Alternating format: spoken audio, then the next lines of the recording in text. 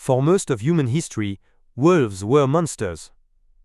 30,000 years ago, if you heard wolves howling beyond the firelight, you knew what they wanted. You were prey. And yet, of all the Ice Age animals, the mammoths, the cave lions, the giant bears, it was wolves that crossed the line. Not to attack us, but to live beside us. Today there are over 900 million dogs on Earth. They sleep in our beds. They find avalanche survivors buried under 10 feet of snow. They detect cancers in hospital patients. They sit beside children in courtrooms to keep them calm while they testify. They have gone to war with us, crossed oceans with us, and been buried alongside us in graves 14,000 years old.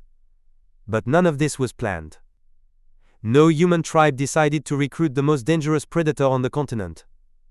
No ancient hunter thought, what this camp really needs is a wolf. The wolves came on their own. They made the first move.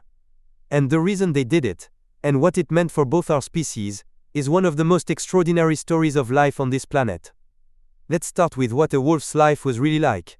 30,000 years ago, wolves were everywhere. Europe, Asia, North America. They were the dominant land predator across most of the northern world. A single pack could cover hundreds of miles of territory. They hunted mammoths, bison, elk, caribou. Big prey, dangerous prey, animals that could crush a wolf's skull with a single kick. This kind of hunting came at a cost. Wolves were constantly getting injured. A broken leg on a hunt was often a death sentence. A pack that lost too many members in a single season could collapse entirely. And even when a hunt was successful, there was no guarantee they'd keep their kill. Cave lions, cave hyenas, and rival wolf packs were always nearby, waiting for a chance to steal what another predator had worked hard to win. The life of an Ice Age wolf was a mix of extraordinary skill and extreme risk. Every meal required violence. Every season brought the possibility that the pack, quite simply, wouldn't survive it. But a new, messy and unlikely source of food was about to appear on the landscape. And then, humans showed up. From a wolf's perspective, a human camp was something radically new. Humans were weaker than almost every other large predator, slower, with no claws, no natural armor. But they did something no other animal in the wolf's world did. They made fire. They built shelters. They carried tools of stone and bone. And most importantly, they were extraordinarily messy. When plants grew scarce in the winter, hunter-gatherers would shift their diet to consume more fats and oils, from an animal's paws, brains and organs, leaving significant amounts of lean meat behind. Bones were smashed, marrow was extracted, and the rest was left on site. For a wolf trying to survive a brutal winter, a human camp wasn't just a source of scraps. It was a reliable source of scraps, predictable calories in a world where nothing else was. The aggressive wolves got speared. The most fearful ones stayed too far away and got nothing. But the wolves that were a little calmer, a little less reactive, a little more willing to linger near the firelight without charging or fleeing, those wolves ate. And they survived. Then they bred with other wolves who shared that same calmness. This happened slowly, over hundreds of generations. No wolf decided to become a companion. But evolution doesn't require decisions. It only requires that some individuals survive better than others. And near human camps, the ones who survived best were the ones who were least afraid. This wasn't just a change in behavior. Soon it would become something written in their very biology. This is where something truly strange happened. The wolves who stayed near humans weren't just changing their behavior. When females chose their mates, they also gravitated toward males with similar temperaments. Calm wolves bred with calm wolves. Generation after generation, the trait became more concentrated. What started as individual personality differences began to crystallize into something biological. Genomic sequencing of ancient fossils tells us the split between modern dogs and their wolf ancestors happened somewhere between 20,000 and 40,000 years ago. Which means the biological changes were already underway, long before the first physical evidence of domestication shows up at an archaeological site. The transformation didn't happen because humans planned it. The old theory that ancient people took wolf pups from the den, hand-raised them, and trained them into companions, has been called a romantic fairy tale by biologists who've spent decades working with real wolves.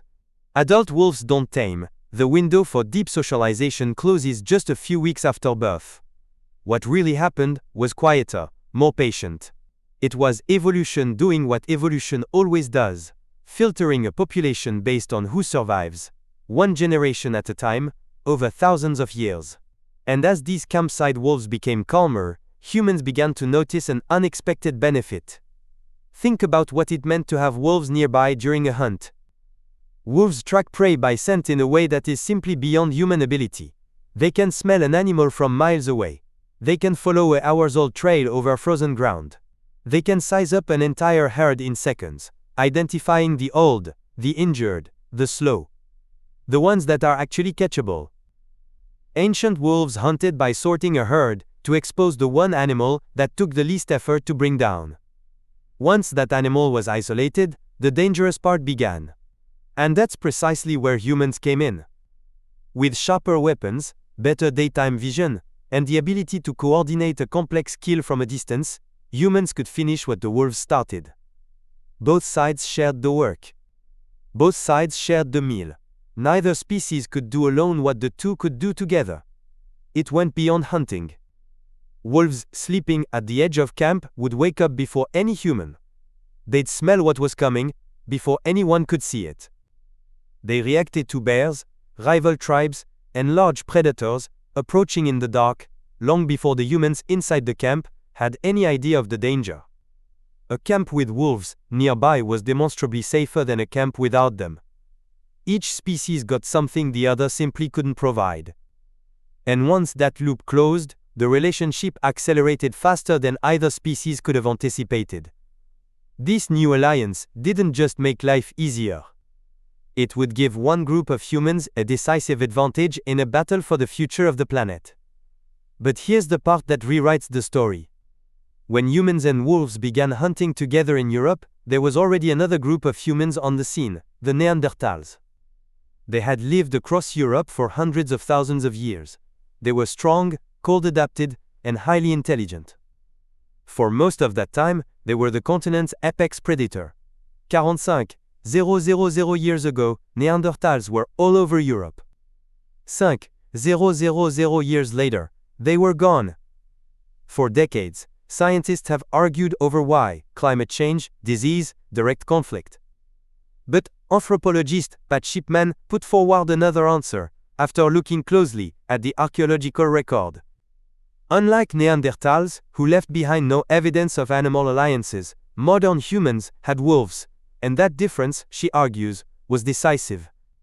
Wolf dogs have been found buried next to enormous concentrations of mammoth bones at human sites across Europe. Some of these sites contained tent-like structures built entirely out of mammoth bones, suggesting humans were living in one place long enough to build permanent shelters.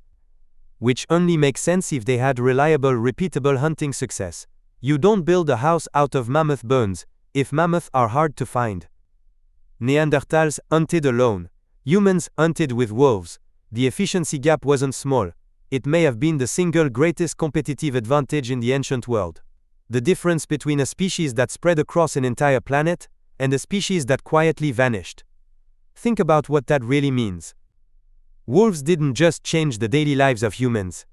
They may have determined which version of humanity survived. That was 40,000 years ago. But the story didn't stop there. Archaeologists recently discovered wolf remains on a tiny island off the coast of Sweden. An island so small it has no native land mammals. The only way an animal gets there is if humans bring it. Isotopic analysis of the bones revealed a diet rich in marine protein, seals and fish, matching exactly what the humans on that island were eating. These wolves were being fed. They were smaller than mainland wolves.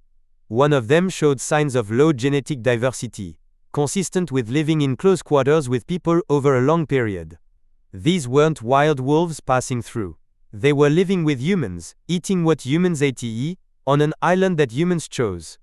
Their relationship had adapted across continents, climates, millennia. Not because anyone forced it, but because both sides kept finding reasons to stay. The usual story of domestication is a story of human control. We tamed things. We decided which animals were useful. We brought them into our world, on our terms. But wolves didn't follow that script. Maybe wolves decided to work with us, just as much as we decided to work with them. It was a negotiation between two predators, who had every reason to fear each other, and yet, somehow, made a different choice. The wolf that approached your ancestors' fire 30,000 years ago wasn't being conquered. It was making a calculation. The food scraps were reliable. The humans were useful. The firelight was warm. And somewhere in the slow arithmetic of survival, staying made more sense than leaving. That decision changed both species forever. It changed where humans could go, what they could hunt, and how safe they were in the dark. It changed wolves so profoundly that their descendants now sleep in our beds and stare at us with eyes that evolution specifically shaped to reach something deep inside the human brain. Two predators, one fire, and a choice that neither species fully understood at the time, but that you, now, do.